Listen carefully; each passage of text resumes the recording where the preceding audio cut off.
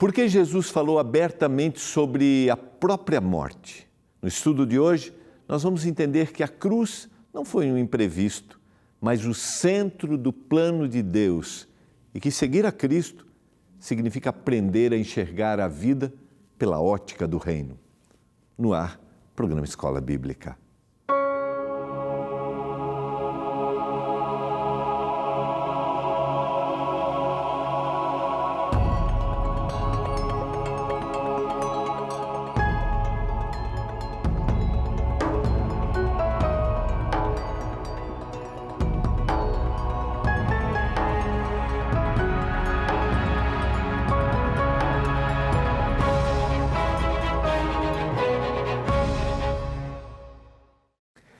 Olá! Tudo bem com você?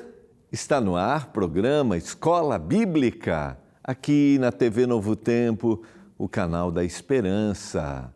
Estamos iniciando mais uma semana aqui no programa Escola Bíblica e assim vai passando janeiro e assim começa a passar 2026 e eu espero que você aproveite as oportunidades, que em Jesus Cristo você busque conhecer cada vez mais os planos do Senhor e que mesmo talvez diante dos imprevistos que esse ano você vai ter, porque os imprevistos fazem parte, infelizmente, desse mundo de pecado que nós vivemos, você sinta que não está sozinho nesta caminhada, que o Senhor está com você. E nós aqui da Novo Tempo estamos juntos, porque nós acreditamos que a presença de Jesus transforma a nossa vida, nos dá uma nova visão dos valores do reino. E nós acreditamos que um dia Jesus Cristo vai voltar a essa terra.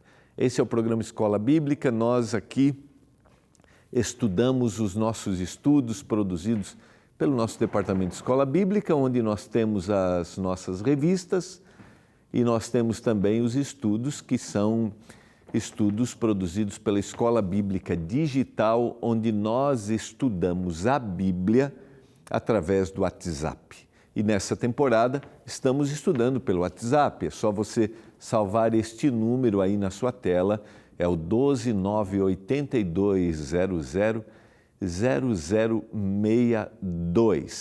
12982000062, e aí você vai interagir com a Esperança, que é a nossa instrutora bíblica virtual. Inicialmente vai ser aquele contato, quer estudar? Você responde lá, quero, né? Aí ela vai te mandar os estudos, você vai escolher qual é o estudo e depois a interação vai continuar, sempre você estudando aí com as respostas A, B ou C, e você, de 5 a 8 minutos, você vai crescer no conhecimento da palavra. Muito simples, muito fácil, está aí, ó, a carinha da Esperança. Eu salvei aqui, ó, escrevi Esperança NT, quando eu interajo com a Esperança aqui. Você pode fazer pergunta também, tá bom? Eu coloquei assim, e tá aí.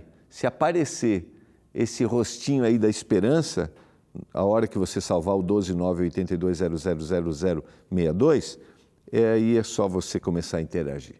Tá bom? Combinado? Então sempre vai ser A, B ou C, aí depois ele vai fazer o comentário, você vai dar ok. Muito simples, muito fácil. Estude a Bíblia e os ensinos de Jesus. E durante esta semana nós vamos agora chegando para o final, essa semana e a próxima semana, o que nós aprendemos com a morte e com a ressurreição de Jesus, esses últimos momentos, e hoje nós vamos ver no Evangelho de Marcos como Jesus falou de forma muito clara sobre a sua morte, mas os discípulos não tiveram percepção. Como a visão equivocada a respeito dos valores do reino pode dificultar a nossa compreensão da salvação e a nossa vida, como nós nos comportamos. Vamos orar e vamos ao nosso estudo? Senhor, obrigado porque estamos juntos mais uma vez para estudarmos a Tua Palavra. Nos dê compreensão, entendimento e que o Espírito Santo faça-nos compreender quem realmente é o Senhor, Quais são os valores do reino?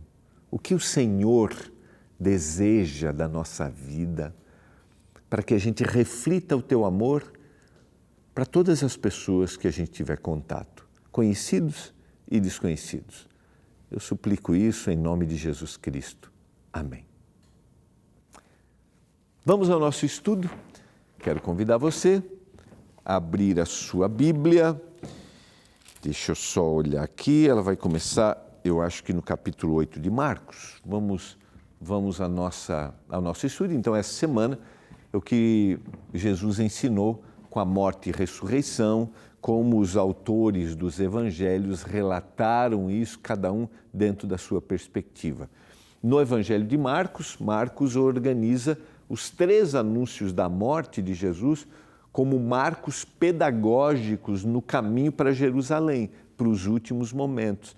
Jesus prepara os discípulos para aquilo, só que não há uma percepção clara deles, e você vai ver o contexto em que eles falam sobre isso. A primeira parte está no capítulo 8, que é o primeiro anúncio dos versos 31 a 38. Após a confissão de Pedro, tu és o Cristo, Jesus revela o que significa ser o Cristo. Quando Jesus pergunta, que diz o povo que eu sou? E aí Pedro vai dizer, tu és o Cristo. E o Senhor vai responder, não foi carne nem sangue que te revelou isso, Pedro. Não foi carne nem sangue. Então Jesus começou a ensinar-lhes o que era necessário que o Filho do Homem, sofresse muitas coisas, fosse rejeitado pelos anciãos, pelos principais sacerdotes e pelos escribas, fosse morto e que depois de 3 dias ressuscitasse. Então, se você olhar ali, a partir do verso 27, a gente tem essa confissão. Tu és o Cristo. Advertiu Jesus de que a ninguém dissesse tal coisa a respeito. E daí, na sequência, Jesus começa a falar o que o Cristo passaria. Se tu és o Cristo, então o que Cristo passaria? E isto ele expunha de forma clara o que ele passaria. E olha a reação de Pedro. Então Pedro, chamando-o à parte, começou a repreendê-lo. Mas Jesus, voltando-se e vendo os seus discípulos, repreendeu Pedro e disse, saia da minha frente, Satanás, porque você não leva em consideração as coisas de Deus, e sim as dos homens. Por que Jesus está dizendo isso? Porque aquela expectativa que eles tinham de um libertador político, de um libertador que os tirasse da opressão romana, estava entronizado na sua cultura, estava dentro do pensamento. E lembra, Jesus estava passando com eles tempo, 3 anos e meio ele passou. Eles entenderam os valores, ouviram sermões sobre os valores do reino, a lógica inversa que Jesus apresenta. Mas aquilo ainda está na mente deles, sabe? Ainda está no pensamento deles. E isso é muito característico da nossa cultura hoje. Às vezes nós temos uma imagem de quem é o Cristo, do que é cristianismo, do que é ser cristão, do que é ter uma vida religiosa. A gente recebe isso, só que muitas vezes isso pode ser equivocado. Só que está tão forte na nossa mente que mesmo que a gente ouça uma palavra contrária, não há predisposição. Em um instante, o Senhor está dizendo, não foi carne nem sangue que te revelou, Pedro, quando você diz que tu és o Cristo.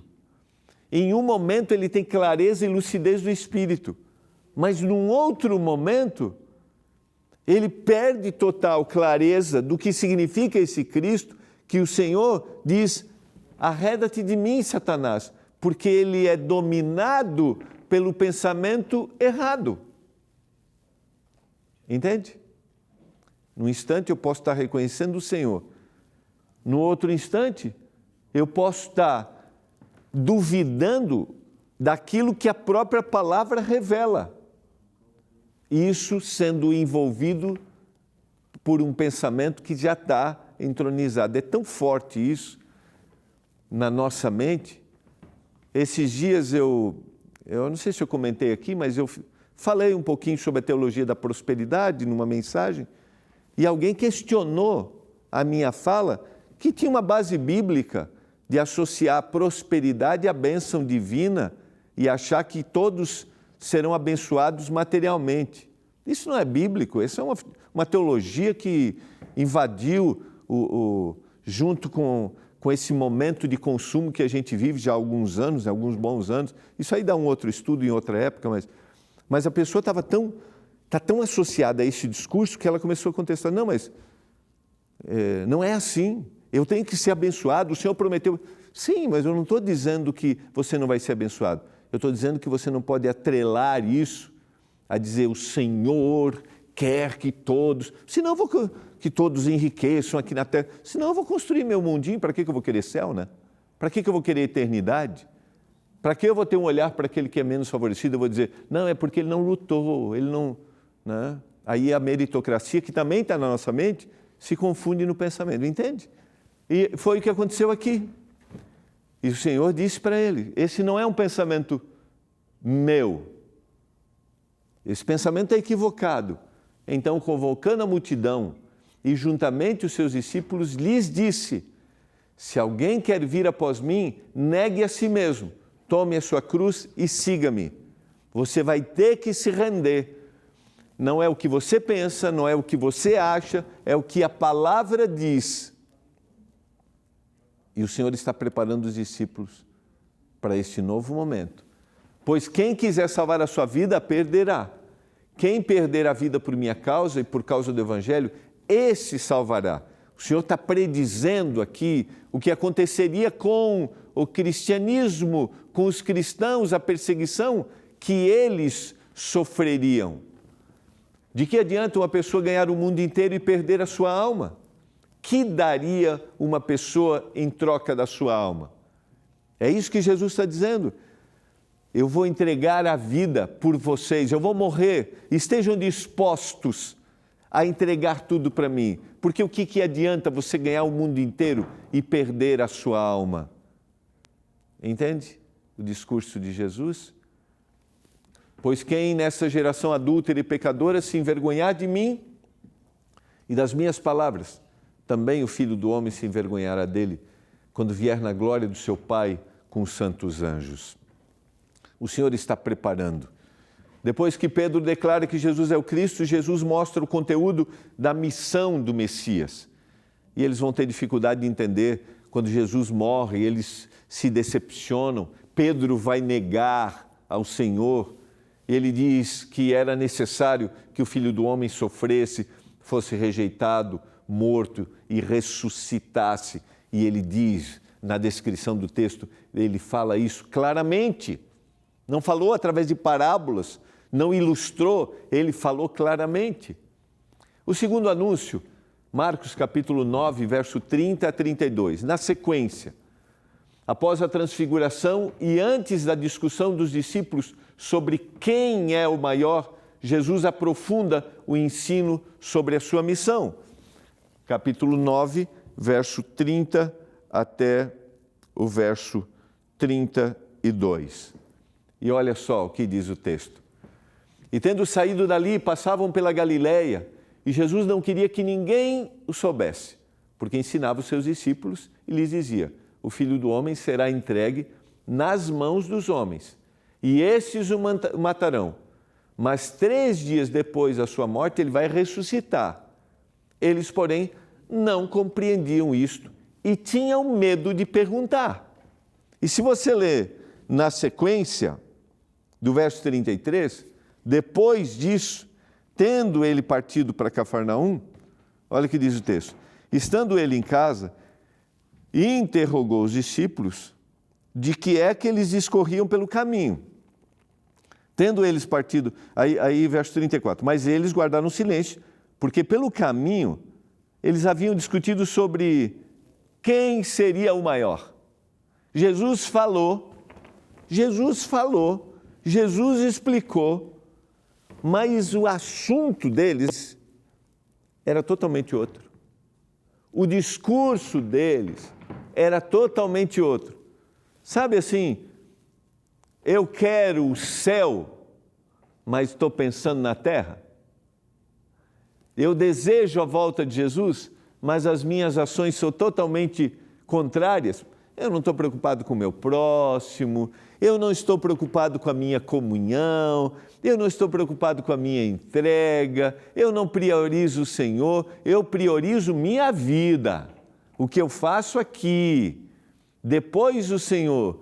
Aí eu chego na igreja no sábado ou no domingo, não sei que dia você vai à igreja, nós vamos à igreja aqui, na igreja adventista, né? Nós vamos ao sábado na igreja, aí chega na igreja, arriadão, sabe, cansadão, não tem, porque se desgastou, mas ele acredita, ele se apresenta como um crente, ele está ali, só que a vida, o discurso é outro.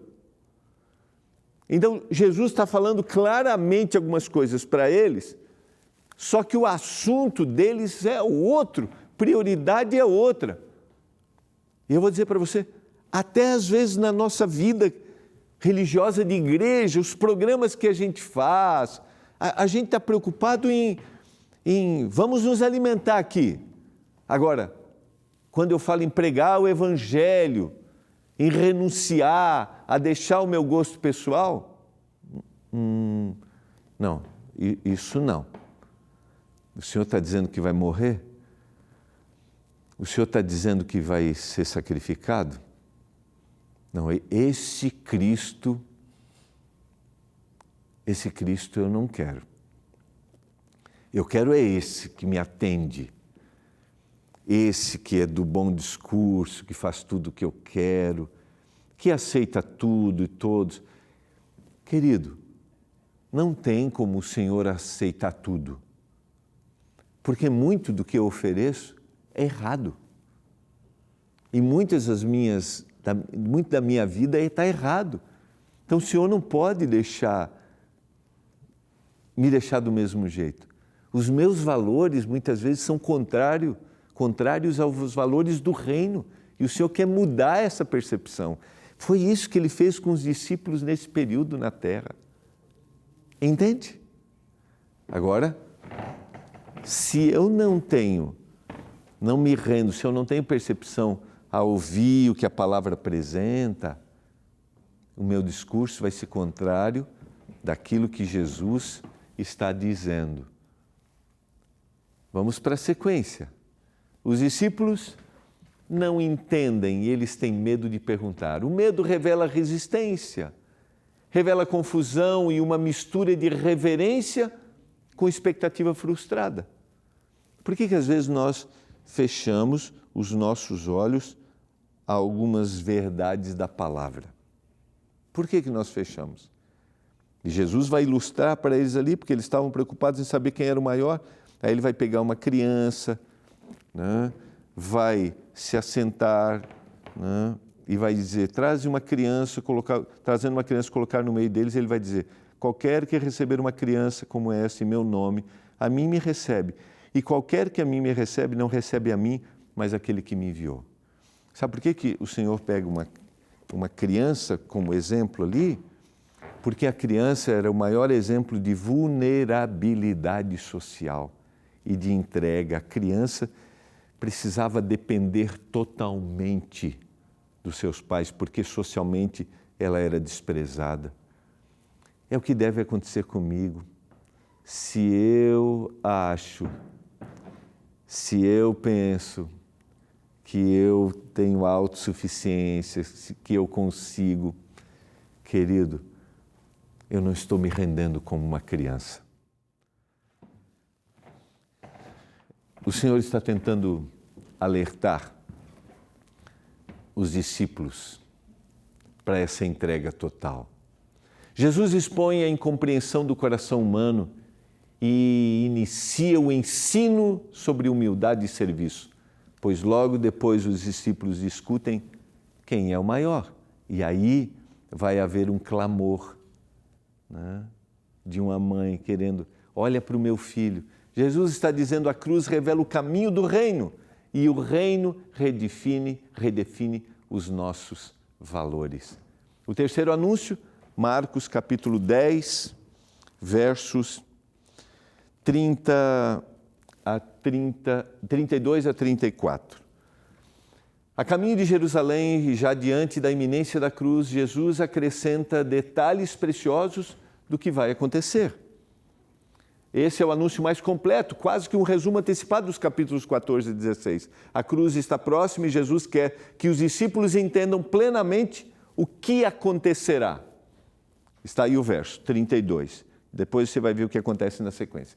Estavam a caminho subindo para Jerusalém e Jesus ia diante dos discípulos. Esses se admiravam e o seguiam, tomados de apreensões. E Jesus, chamando outra vez os 12 para um lado, começou a revelar-lhes, mais uma vez, terceira vez, as coisas que deveriam acontecer com ele, dizendo, olha o que o Senhor vai dizer. Eis que subimos para Jerusalém, o Filho do Homem será entregue aos principais sacerdotes, aos escribas. Eles vão condená-lo, detalhes, à morte, vão condená-lo à morte e entregá-los aos gentios, vão zombar dele, vão cuspir nele, vão açoitá-lo, vão matá-los, mas depois de 3 dias ressuscitará. Mais detalhes? E olha o que acontece na sequência, no verso 35. Então, o então ligou ao que o Senhor fez na descrição anterior, o que aconteceria. Se aproximaram-se dele Tiago e João, filho de Zebedeu, dizendo-lhes, Mestre, queremos que nos concedas o que vamos pedir. E ele lhes perguntou, que quereis que vos façam? Responderam-lhe, permita-nos que na tua glória um se assente à tua direita e o outro à esquerda. Na realidade é o pedido direto, né? Eu fiz confusão na citação da mãe aqui, mas é o pedido direto. Mas Jesus lhe disse, não sabeis o que pedis. Podeis vós beber o cálice que eu bebo ou receber o batismo com que eu sou batizado? Disseram-lhe, podemos. Tornou-lhe Jesus, beberá o cálice que eu bebo e recebereis o batismo com que eu sou batizado. Quando, porém, assentar-se à minha direita ou à minha esquerda, não compete concedê-los, porque é para aqueles a quem está preparado. Ouvindo isso, indignaram-se os 10 contra Tiago e João, mas Jesus, chamando-os junto de si, disse-lhes, sabeis os que são considerados governadores dos povos, têm-nos sob seu domínio, e sobre eles seus maiorais exercem autoridade. Mas entre vós não é assim, pelo contrário. Quem quiser tornar-se grande entre vós, será aquele que sirva. E quem quiser ser o primeiro entre vós, será servo de todos, porque o próprio Filho do Homem não veio para ser servido, mas para servir e dar a sua vida em resgate de muitos. Depois desse anúncio, Tiago e João vão dizer assim, Senhor, nós queremos um sentar à direita e o outro à esquerda. Querido, você acha que eles entenderam o que Jesus havia dito? Você acha? Não. Não haviam entendido. Não na sua essência. Não na descrição dos valores que o Senhor havia apresentado. Eles não haviam compreendido e Jesus fez isso repetidamente. Você já falou para alguém, já repetiu algumas coisas para alguém e esse alguém não entende? E você vai lá, explica com detalhes e a pessoa continua não entendendo? Porque ela está tão focada em si mesma e como a gente leu, talvez está tão focada, não quero me decepcionar, vou continuar acreditando no que eu estou acreditando. Está aqui, Tiago e João pedem um lugar de honra, mostrando novamente que o coração humano ainda não aprendeu o caminho do serviço. E o Senhor vai dizer para eles. O Senhor vai explicar isso para eles. Marcos quer que o leitor entenda o caminho do Messias passa pela cruz. O caminho do discípulo passa pelo Messias. E esse é um caminho de serviço. Não é um caminho de posição. Percebe mais uma vez, os valores do reino são contrários ao nosso pensamento. O nosso pensamento é de que se o Senhor abençoa, eu vou estar lá, né? Eu vou ter posição, eu vou ter poder. O Senhor está dizendo, esse é o que vai servir, não é o que vai ser servido. Jesus sabe exatamente o que vai acontecer. Ele não é vítima, ele é salvador. Ele abraça voluntariamente a sua missão, pois a cruz é um ato de amor. Ele interpreta a sua própria morte, pois esse é o centro da revelação do reino. Ele mostra que a sua identidade messiânica é inseparável do seu sofrimento redentor. Não tem. E ele queria que os discípulos entendessem isso de forma clara. Os 3 anúncios da morte de Jesus revelam que ele caminhou para Jerusalém de forma consciente, de forma amorosa e de forma intencional. Como deve ser a nossa caminhada de salvação? Caminhar com Jesus é caminhar de forma consciente, é viver de forma amorosa e é agir intencionalmente para compartilhar a mensagem com as outras pessoas. Cada anúncio aprofunda a visão dos discípulos e a nossa também sobre quem Ele é, o Messias que salva, pelo amor sacrificial, aquele que se doa. A cruz, queridos, não foi um acidente, a cruz foi uma declaração final de que Deus é e de como Ele escolhe salvar. E aí Ele inspira a gente. Não é sobre posições, não é sobre destaque, é sobre serviço, é sobre se render, é andar conscientemente nas responsabilidades, é agir de forma amorosa, é ter intenção para salvar. O Senhor queria que os discípulos compreendessem isso. Por isso, eles vão se decepcionar, não compreendem, e Jesus vai ressuscitar e vai ficar com eles mais 40 dias, para que eles compreendam. Esse é Jesus, incansável para nos salvar, incansável para nos impressionar. Eu pergunto para você, será que nós estamos tão fechados nas nossas ideias sobre nós mesmos, a nossa concepção do que é religião, e não estamos vivendo exatamente o que o Senhor quer que a gente viva? Se renda. Vamos deixar que o Espírito do Senhor trabalhe. Vamos deixar que o Espírito do Senhor impressione a gente. Talvez tenhamos que desconstruir algumas ideias que nos acompanham